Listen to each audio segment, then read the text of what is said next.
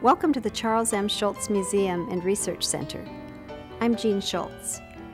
You know, when Sparky and I first began talking about the museum, we were thinking simply of a place where Peanuts fans could see his original comic strips.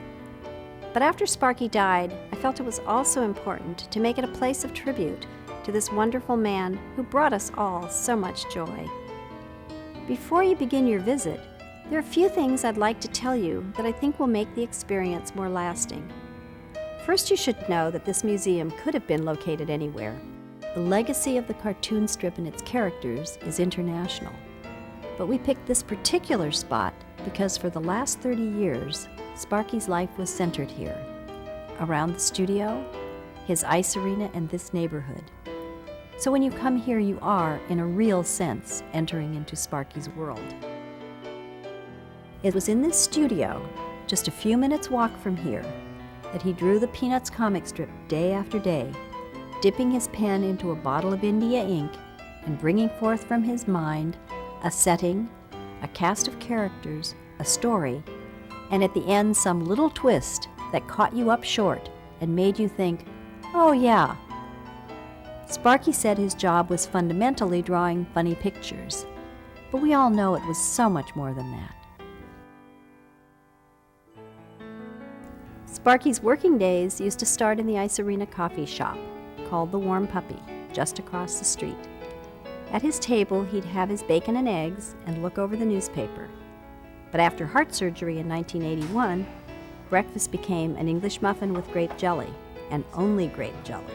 The kitchen staff knew to keep plenty on hand. Once he got to his studio, he'd begin by reading the mail that his secretary had opened and placed in stacks. Then, sitting in a chair next to her desk, he'd dictate his replies. After that, he'd go into his studio, sit down at the drawing board, and begin to work out ideas, making pages of doodles that he'd develop into a final strip later in the day. These that we're looking at were saved from his wastebasket by his secretary, who took them home and ironed out the pages. Around 11:30, he'd leave the studio and walk back to the Warm Puppy for his lunch. On the way, he'd pass some of the landmarks of his life here, like the baseball field.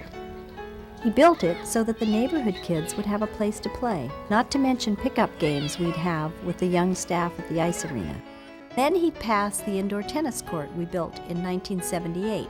For years, it was like a second home to us. Back at the Warm Puppy, he again sat at his special table and had his lunch, sometimes with a friend or two, but often alone. But always people stopped by to say hello to him. For years, lunch was a tuna salad sandwich and a cup of tea. Here, he felt completely at ease. He was proud that the coffee shop was a place where people could come and just hang out, and that's what he really loved, was just to hang out there. Of course, the best part about the Warm Puppy was that while he was eating, Sparky could keep an eye on his beloved ice rink. The Redwood Empire Ice Arena opened in 1969, and over the years fostered a whole skating culture in Santa Rosa. It's also where Sparky played hockey with his friends every Tuesday night after work, and where for 25 years hockey players came from all over to take part in the senior tournament. He centers for Schulz. Schulz shoots. He scores! Carl Schulz scores his second of the game. The Diamond Icers lead it. Afterwards, Sparky would host a barbecue for as many as 1,000 players, complete with a swing band and dancing.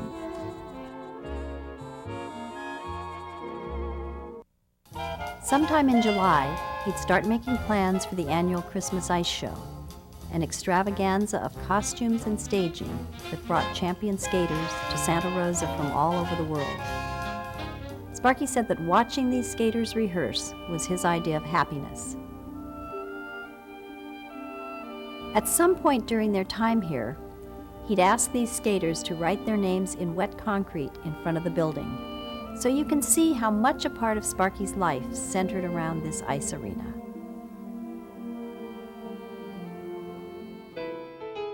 Another part of his life here was the mall across the road. Sometimes he just wandered around to get away from the studio, but most often he'd end up at the bookstore.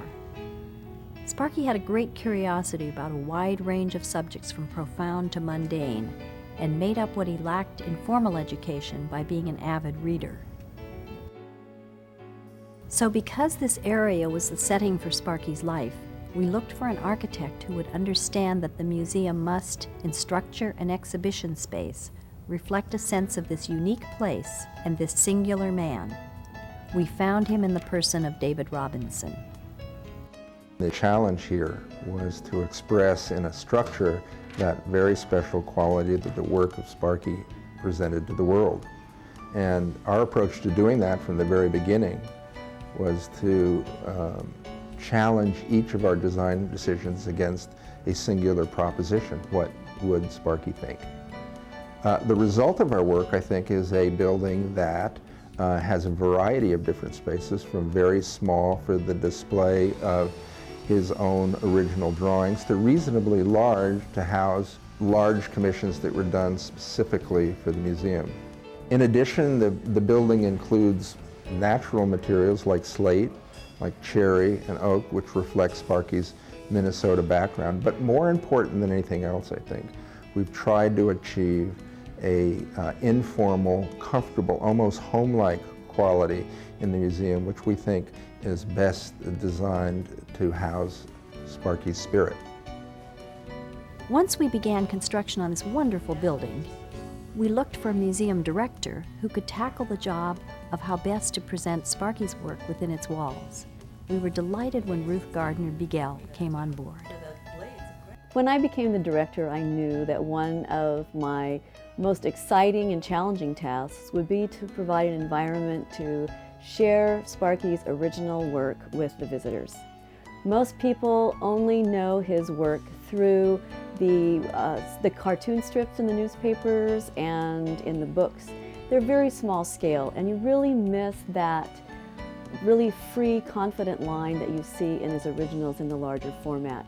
So what we've tried to do here is provide a place for people to see his work up close so that they could feel the thrill for themselves of seeing that original line work in the cartoon strip. We also wanted people to be able to view Sparky in the context of cartoon history and give them a greater understanding of cartoon art in general. There are some unique things in the museum that few people have ever had the opportunity to see. In one of our most ambitious moves, we decided to recreate Sparky's studio in the upstairs gallery. We also moved an entire wall from a Colorado house where Sparky had lived in 1951, because on that wall was a mural he'd painted for his daughter Meredith's bedroom. Then we commissioned two monumental works by Yoshi Otani with themes that he had discussed with Sparky. One is a massive low-relief sculpture that shows Snoopy morphing into his different personas.